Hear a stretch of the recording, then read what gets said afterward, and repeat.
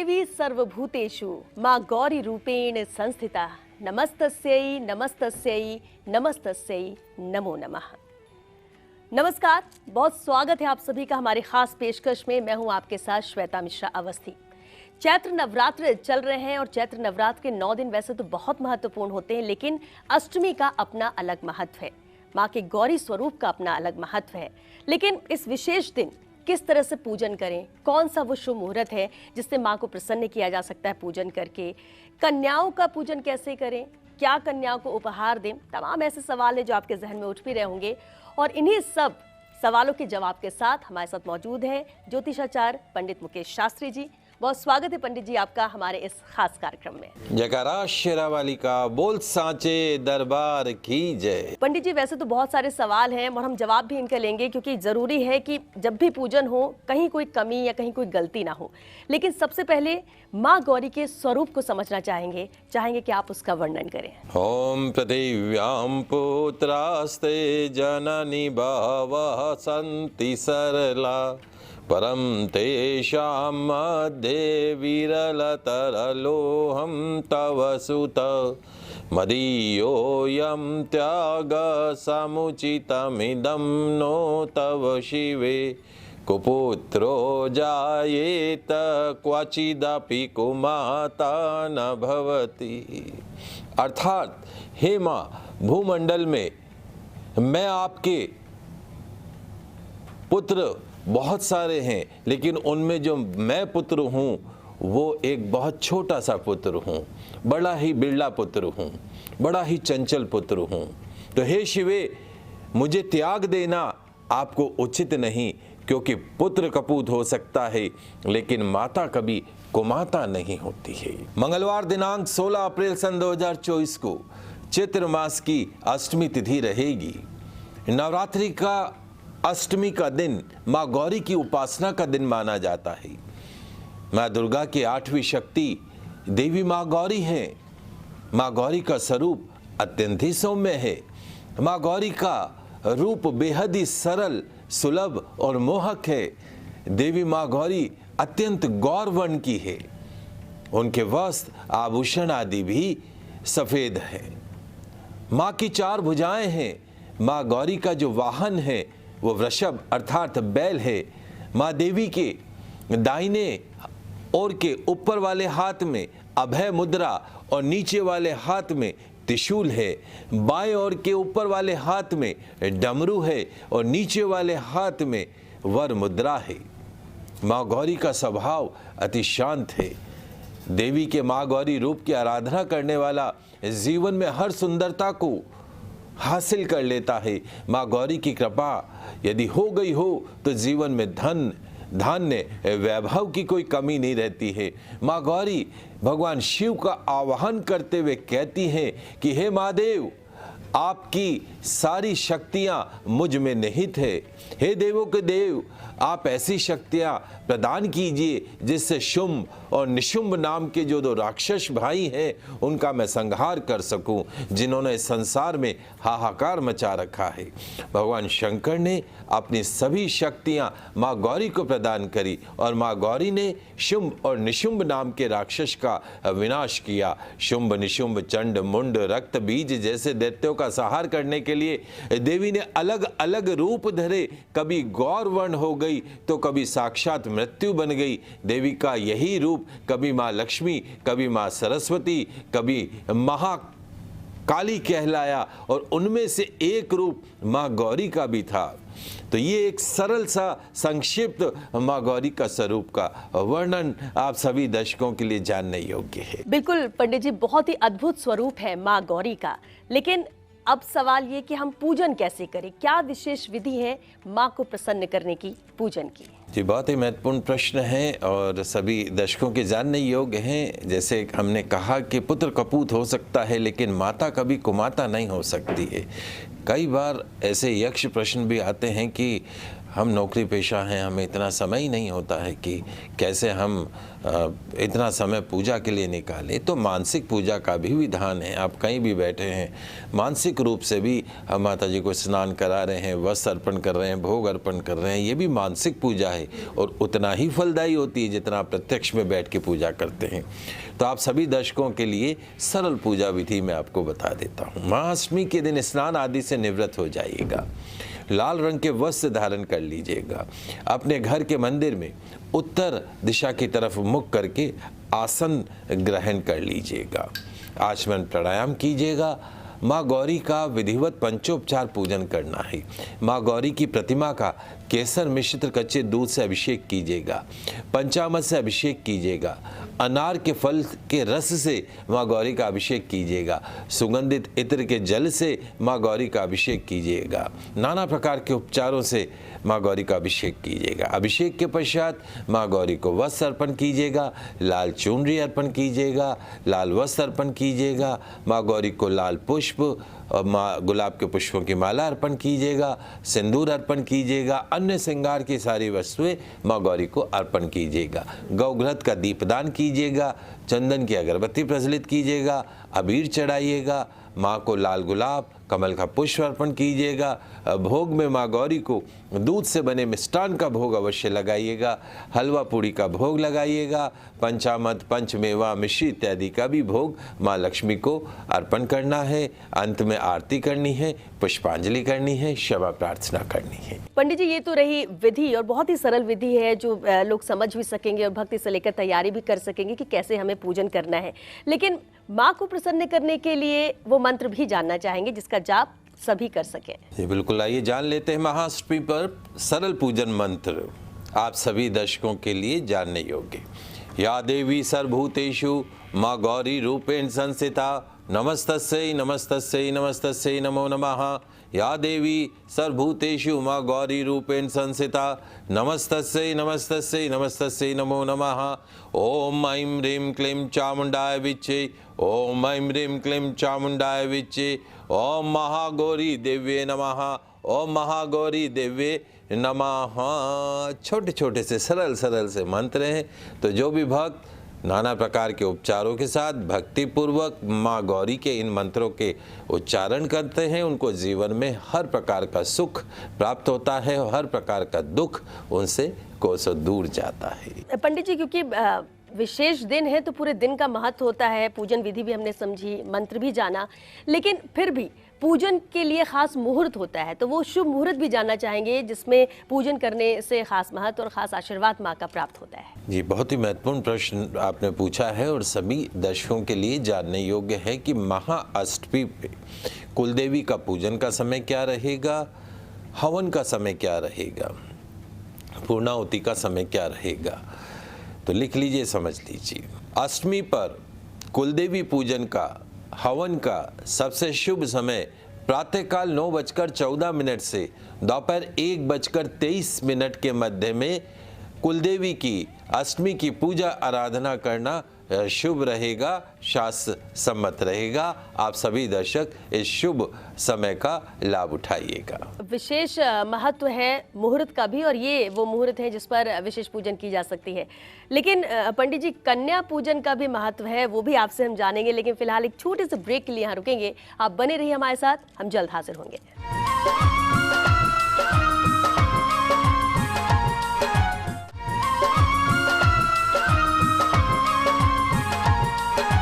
Break के बाद एक बार फिर आप सभी का बहुत स्वागत है।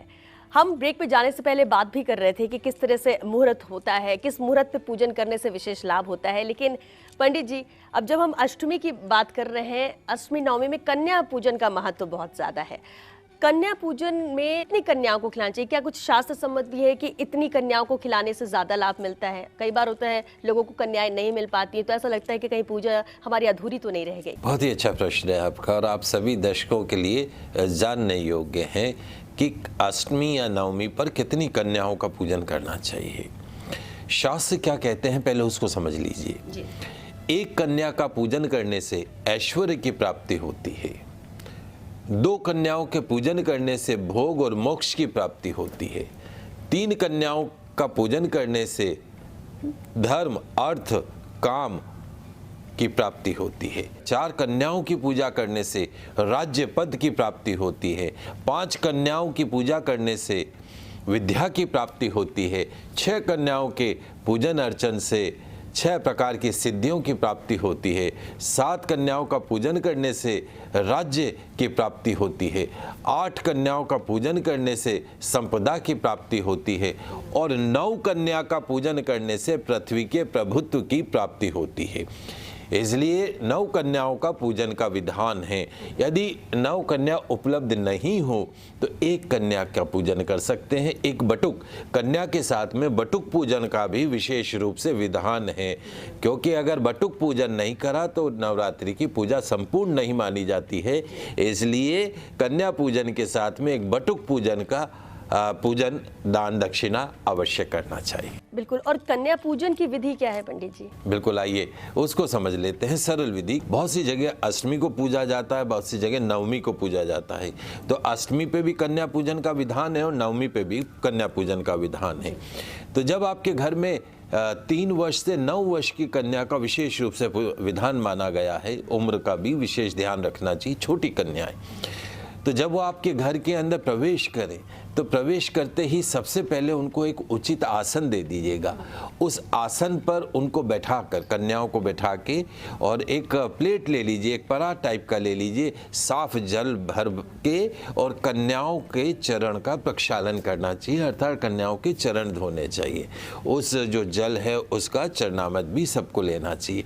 कन्याओं के चरण धोकर अच्छे से, और उसके पश्चात में एक साफ कपड़े से उन कन्याओं का चरण पूछ लीजिए। पूछने के पश्चात कन्याओं के चरण के ऊपर कंकु, मोली, अक्षत लगा दीजिए। फिर उन्हें एक उचित आसन पे बैठा दीजिए। हाथ में मोली बांधिए, मस्तक पे टीका लगाइए, अक्षत लगाइए, बिंदिया लगाइए। तत्पश्चात में थाली के अंदर हलवा, पूरी और चने जो आपने बनाए हैं उसको भोग में परोसना है। अपनी एक पूजा की थाली भी लगा लीजिए। उस पूजा की थाली के अंदर हलवा, चना भी रख दीजिए। आटे का बना हुआ दीपक बीच में एक रखना है, उसमें शुद्ध देशी घी का भर दीजिए और एक गोल बत्ती उसके अंदर रख दीजिए। तत्पश्चात में सभी कन्याएं, जितनी 9 कन्या और एक बटुक है, उनका पूजन करना है। और पूजन करते समय मंत्र क्या रहेगा? ओम कुमारिये नमः, ओम कुमारिये नमः, ओम कुमारिये नमः, ओम कुमारिये नमः। इस मंत्र से कन्याओं का पूजन करना है। पूजन करना है, बटुक का पूजन करना है, कन्याओं की आरती करनी है, आरती, पुष्पांजलि, क्षमा प्रार्थना करनी है कन्याओं से। तत्पश्चात में आपकी जो पूजा की थाली में से भोग था वो कन्याओं की थाली में थोड़ा थोड़ा सा भोग रख देंगे। कन्याओं को बड़े ही प्रेम से, आत्मीयता से उनको भोजन कराएंगे। चना, पूड़ी, सब्जी, जो भी आपने हलवा इत्यादि बनाए हैं उसका भोग कन्याओं को खिलाएंगे। भोग खिलाने के पश्चात में वहीं आसन पे ही, जैसे आप होटल में जाते हैं तो वहाँ वेटर आते हैं ना, वहीं बैठे बैठे आपके अच्छे से हाथ धुलाते हैं, तो कन्याओं का हस्त प्रक्षालन भी उचित आसन के ऊपर ही करिए। तत्पश्चात में जो भी आप उनके लिए गिफ्ट इत्यादि लाए हैं, नगद, धन इत्यादि जो भी है, दान दक्षिणा, कन्याओं को दान दक्षिणा दीजिए। तत्पश्चात में कन्याओं के पाँव के अंदर तलवे में महावर लगाइए। महावर लगाने के पश्चात में एक सफ़ेद रुमाल के ऊपर कन्याओं के चरण के निशान ले लीजिए और उसको संभाल के अपने पास में रखिएगा।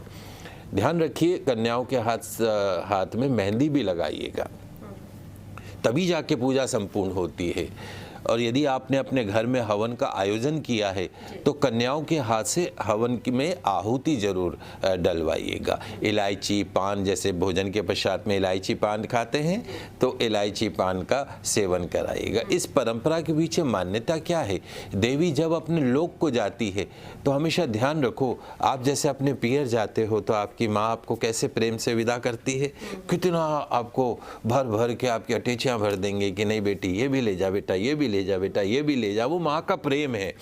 तो ऐसे ही जो आपके घर जो कन्या आई है ना, वो माँ का स्वरूप मान लो उसको, और उसको आप उसी तरीके से विदा कीजिए जैसे आप अपनी कन्या को विदा करते हैं। उतना ही प्रेम से, उतना ही सम्मान से उस कन्याओं को विदा कीजिए। जय माता दी कहते हुए उनके चरण छुइए। उनका प्रस्थान करने के पश्चात में घर के जो सभी सदस्य हैं वो प्रसाद को ग्रहण करें।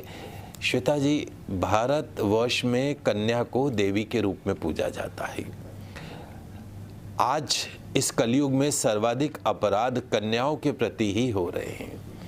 यूं तो जिस समाज में कन्याओं को संरक्षण, समुचित सम्मान और पुत्रों के बराबर स्थान नहीं हो, उस घर के अंदर या उस पुरुष को या उस परिवार को कन्या पूजन का कोई अधिकार नहीं है। लेकिन ये हमारी पुरानी परंपरा है, हम निभाते हैं। कुछ लोग शायद ढो रहे हैं उसको।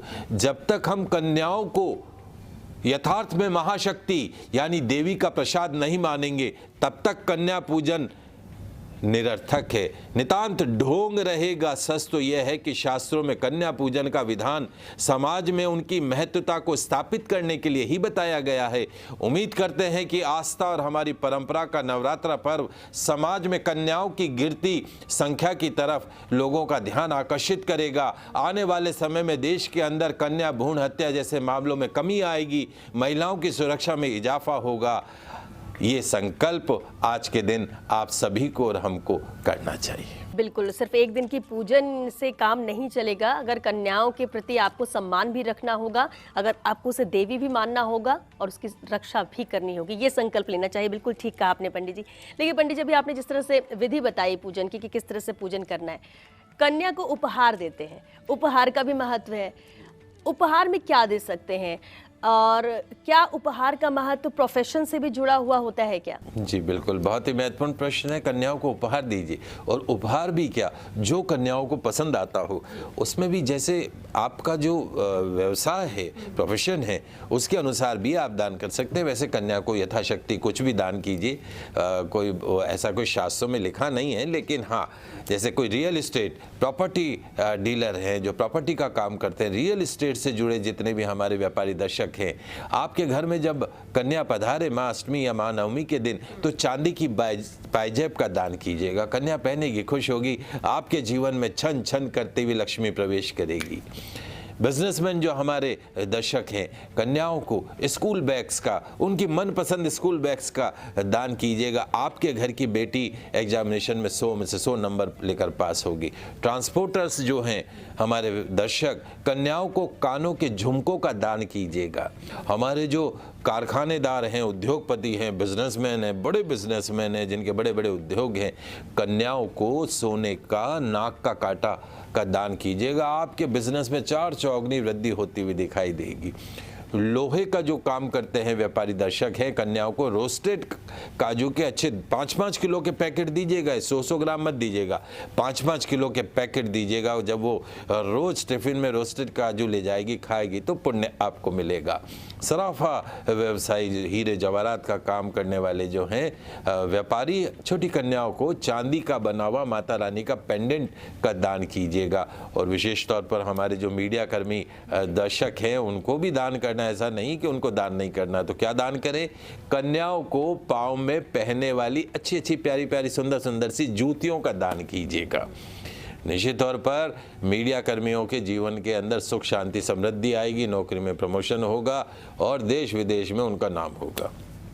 बैंकर्स, कन्याओं को हेयर बैंड्स का दान करें। ठेकेदार, कॉन्ट्रैक्टर, कन्याओं को नगद मतलब ये नहीं है 10 रुपये, 50 रुपये, 100 रुपये, कम से कम 500 रुपये और ज़्यादा से ज़्यादा आपकी श्रद्धा, इतना ध्यान करें।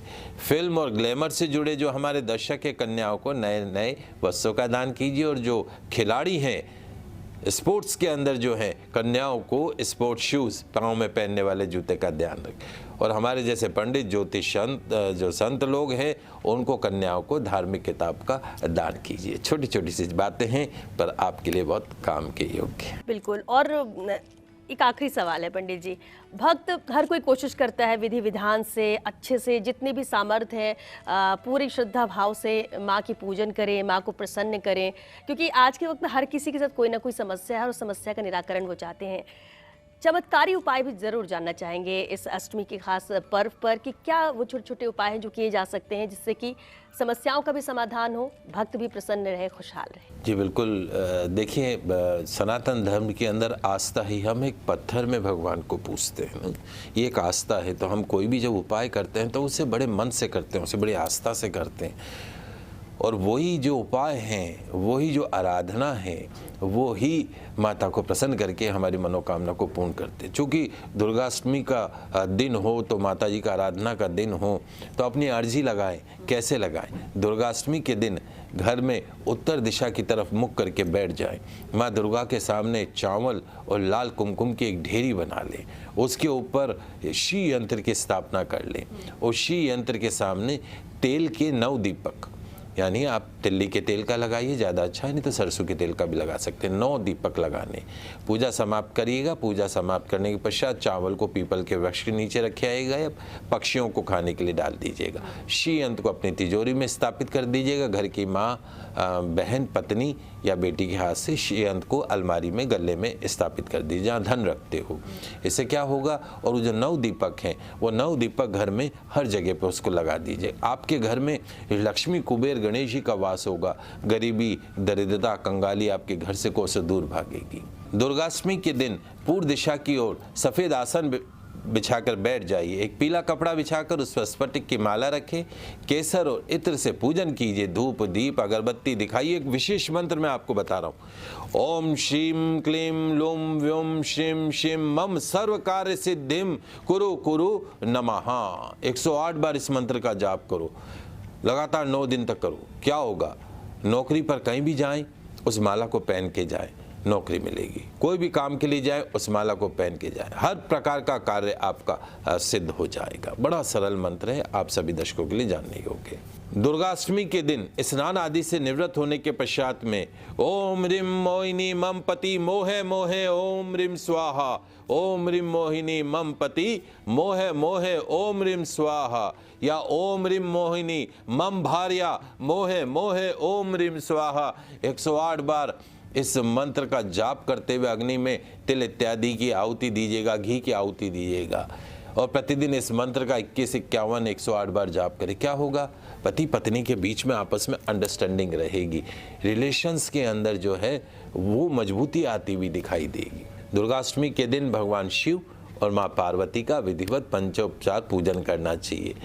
और एक मंत्र है, ओम सर्वमंगल मांगल्ये शिवे सर्वार्थ साधिके शरण्ये त्र्यंबके गौरी नारायणी नमोस्तुते। इस मंत्र का कम से कम 11 माला जाप करना चाहिए। क्या होगा, विवाह में जो अड़चने हैं, रुकावटें हैं, वो दूर होंगी। सुंदर, सुयोग्य, सुलक्षणों से युक्त जीवन साथी की प्राप्ति होगी। दुर्गाष्टमी के दिन एक लाल रंग का कपड़ा ले लीजिए, 11 कोड़ियाँ रख दीजिए, काले धागे से उसको बांध दीजिए, स्वस्तिक का उसके ऊपर निशान लगा दीजिए। किसका? 11 कोड़ियाँ ले लीजिएगा और काले धागे में बांध दीजिएगा, स्वस्तिक का निशान लगा दीजिएगा, पूजा स्थान पर रख दे। पूजा के पश्चात में उस कपड़े को अलमारी में बंद करके रख दे, अलमारी के अंदर। उससे क्या होगा, फाइनेंशियल पोजीशन आपकी सुधरती हुई दिखाई देगी। बिल्कुल, तो ये बेहद ही अहम उपाय हैं पंडित जी जो आपने बताए भी, और इसे कर कर समस्याओं का भी निराकरण हो सकता है। और सबसे अहम बात ये मान सकते हैं कि अष्टमी के दिन विशेष पूजन के बाद मन को शांति मिलती है। मन को शांति मिलती। कहते हैं ना कि जब आप भाव से जुड़ते हैं माँ के साथ में, और जब कहते हैं कि आपके जीवन में आपका सबसे अच्छा दोस्त कौन, तो मेरा ये मानना है कि आप किससे अपने मन की बात को शेयर करें। मनुष्य स्वार्थी हो सकता है, लेकिन माँ कभी स्वार्थी नहीं हो सकती। इसलिए जब आपका मन करे, आप परेशान हो, आपको रास्ता नहीं दिख रहा हो, तो आप क्या करो, अपने घर के मंदिर में एक शुद्ध देशी घी का दीपक जलाओ, और जो आपको कहना है वो सब अपनी माँ को कह डालो। वो सब सुनती है और उसका समाधान भी कर। और आपको लगेगा, आप ये करके देखिएगा, आप सभी दर्शक, आप सब करके देखिएगा, थोड़े समय जब भी आप माँ के सामने बैठे अपने मन की हर बात को बोल दीजिए, आपको लगेगा साक्षात माँ सामने बैठी, आपकी हर समस्या का समाधान आपको बता रही। अब ऐसे लगेगा जैसे साक्षात माता रानी। ये भाव है, जब हम किसी को अपना समझ के कुछ दिल की बात बोलते हैं ना, तो ये भाव है।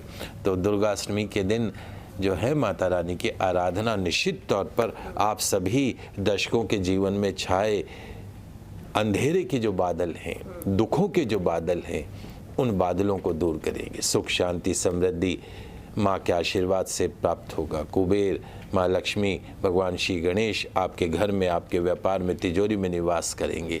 गरीबी, दरिद्रता, कंगाली आपके जीवन से कोसों दूर भागेगी। बहुत शुक्रिया पंडित जी इस बातचीत के लिए, क्योंकि बेहद ख़ास है, ये जानना भी ज़रूरी था। और जो जहन में सवाल दर्शकों के भी उठ रहे थे पूजन को लेकर, तमाम सवालों का आपने जवाब दिया और समस्याओं का भी कह सकते हैं कि समाधान भी सभी का होगा। हम उम्मीद भी यही करते हैं कि माता रानी का आशीर्वाद आप सब पर बना रहे। इसी के साथ हमारे खास पेशकश में फिलहाल के लिए इतना ही। जय माता दी।